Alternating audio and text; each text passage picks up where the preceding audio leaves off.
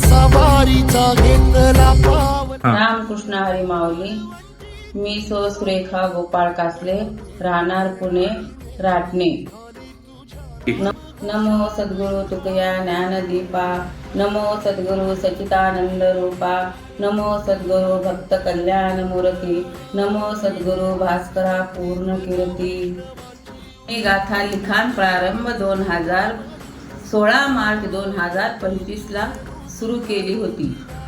माझी गाथा लिखाण 5 मार्च 2026 ला पूर्ण झाली आणि शेवटचे 5 अभंग गाथा मंदिरात जाऊन पूर्ण केले व तुकाराम महाराजच्या चरणी, विठ्ठलाच्या चरणी ठेवून नमस्कार घेतला। हरिभक्त परायण शेखर महाराज जांभूळकर आणि यांचे समितीचे मी खूप खूप आभार मानते।